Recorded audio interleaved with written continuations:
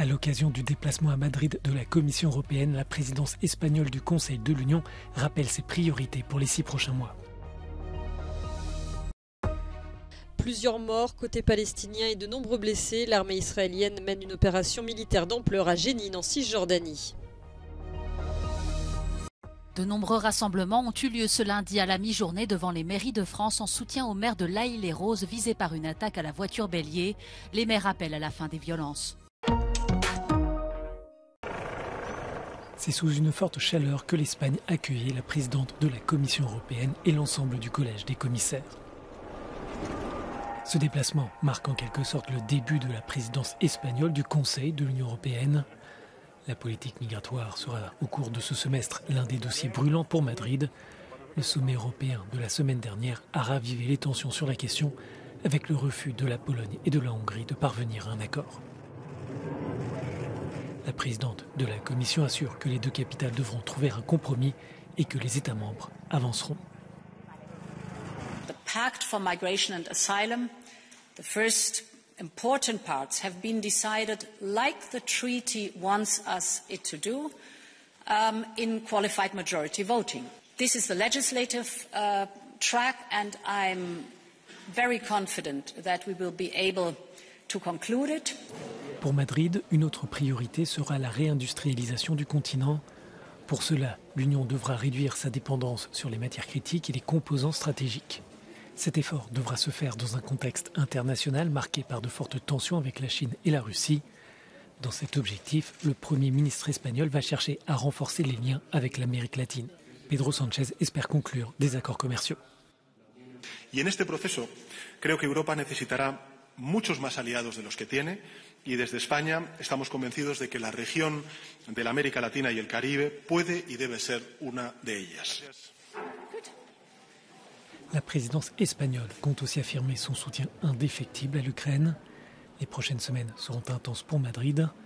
Le pays s'apprête à organiser à la fin du mois des élections législatives anticipées, au risque de couper le semestre en 2 séquences distinctes.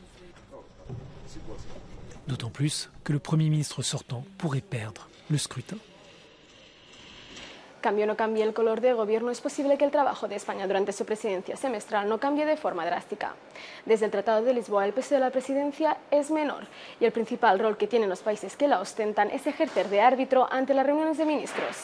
Además, esta se trata de la última presidencia completa antes de las elecciones europeas de junio de 2024, por lo que la mayoría de dosieres ya están casi cerrados.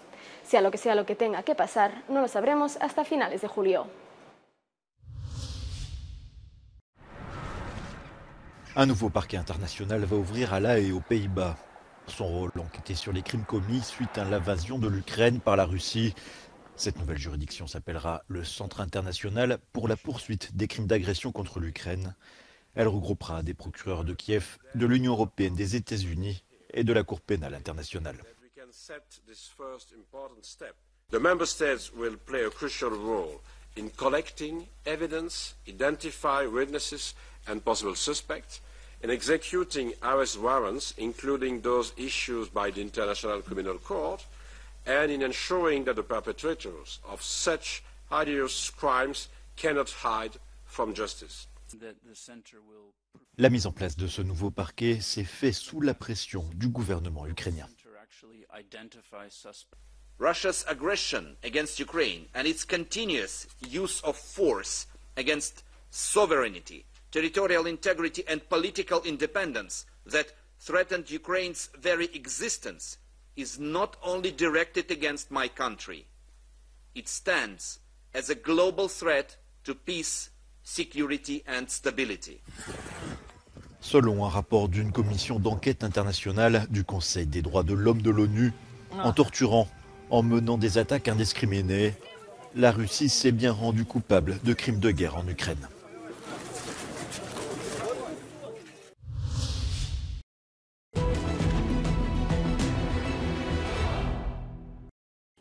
Ukrainian forces reportedly conducted counteroffensive operations in 6 sectors of the front on the 2nd of July and made gains in some of these areas. This is according to the latest assessment by the Institute for the Study of War.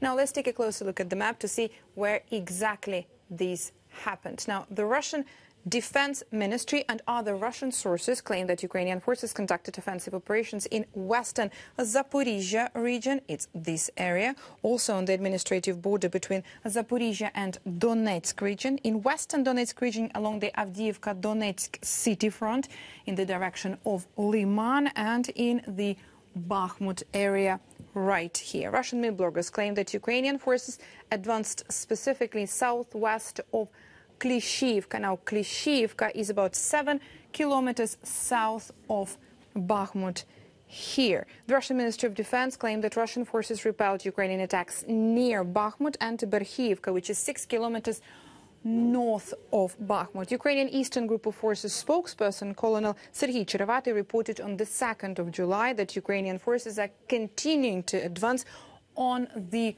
flanks of Bakhmut here in this area.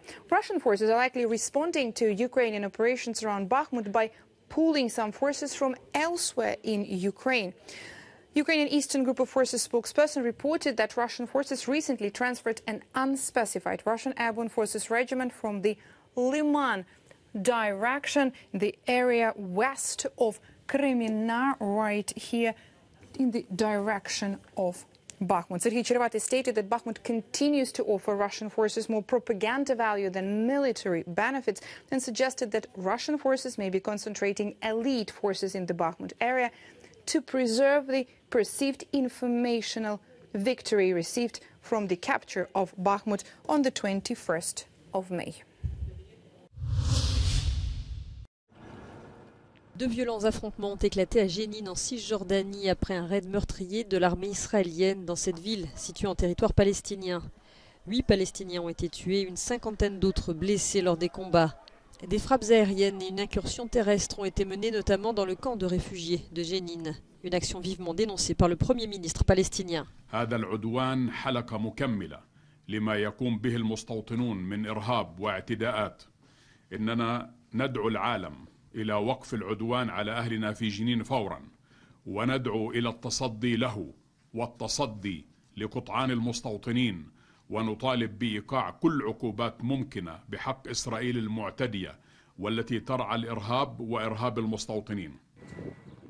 Pour Israël, le camp de réfugiés de Jénine sert de base arrière pour lancer des attaques contre son territoire. We want to break of the camp being a safe haven for terrorists who were performing attacks all over Judea and Samaria, and they were running back to hide inside the camp. This will not be a safe haven for these terrorists, and that's why we're acting.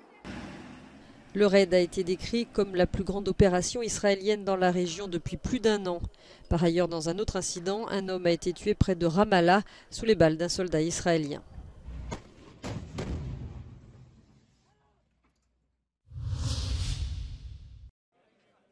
Le Premier ministre albanais demande au Kosovo d'accepter le plan proposé par la France et l'Allemagne pour résoudre les désaccords avec la Serbie. Lors d'une interview à Euronews, Edi Rama a insisté sur le fait que les institutions du Kosovo ne devraient pas laisser passer cette opportunité. Kosova ka në tryez planin frango-gjerman të cilin është Kosova në radh parë dhe jemi ne shqiptarët të parët të interesuarit që duhet ta shtym përpara deri në fund duke këmbgulur për të shfrytzuar këtë potencial të madh për ta detyruar Serbinë që ta pranojë planin frango-gjerman, që do të thotë praktikisht hapja përfundimtare e rrugës së ardhmes për një Kosovë të njohur nga të gjithë. Que ferait l'Albanie si l'Union européenne imposait des sanctions au Kosovo à cause de l'absence de réduction des tensions? Edi Rama s'adresserait au Premier ministre kosovar. Ne do vazhdojmë të bëjmë, do vazhdojmë të bëjmë që po bëjmë, vazhdojmë të lutemi. Albin Kurti, të lutem Albin, të lutem, kupto që je gabim, kupto që është koha për të përqafuar Bashkinë Euro-Atlantike, kupto që është koha për të ulur bashkë me Bashkinë Euro-Atlantike dhe për ta marrë këtë fitore që ta kanë sjellë aty në tavolinë dhe që nuk po e shef që e ke aty. Le Premier ministre albanais veut à présent se concentrer sur l'organisation d'une série de réunions régionales pour discuter du sommet de Berlin prévu en octobre à Tirana. Les manifestations de soutien au maire de l'Haye-les-Roses se multiplient ce lundi, après l'attaque à la voiture bélier contre son domicile dans la nuit de samedi à dimanche. Un rassemblement d'élus et de citoyens a débuté devant la mairie à 15 h. Parmi les participants, le maire de Nanterre. Sur cette voie-là, nous souhaitons que justice soit rendue pour Nahel et que l'appel à cesser les violences et les dégradations lancées par la famille de Nahel, et notamment par sa grand-mère, soit entendu et respecté.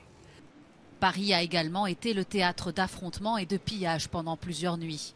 La maire Anne Hidalgo insiste sur la nécessité d'avoir un débat apaisé. Nous avons ici condamné sans aucune réserve, les violences et les atteintes contre les biens et les personnes. Mairie, commissariat, bus, tramway, magasins et entrepôts, rien n'a été épargné par la colère provoquée par la mort du jeune Nahel par un policier à Nanterre. Des dégâts estimés à plusieurs millions d'euros. Au total, plus de 3200 individus ont été interpellés depuis mardi dernier. Le gouvernement affirme avoir repris le contrôle de la situation et que les violences sont en recul. Il était le dernier vétéran français du débarquement en Normandie. Léon Gauthier est décédé à l'âge de 100 ans dans la ville de Caen. Il avait rallié Londres et le général de Gaulle à seulement 17 ans et faisait partie du commando Kieffer, seul Français à avoir participé au D-Day sur les côtes normandes le 6 juin 1944 pour libérer la France. De nombreux hommages lui ont été rendus. Le président Emmanuel Macron a notamment salué la mémoire d'un héros de la libération. Père de 2 enfants, il vivait à Ouistreham depuis les années 1990.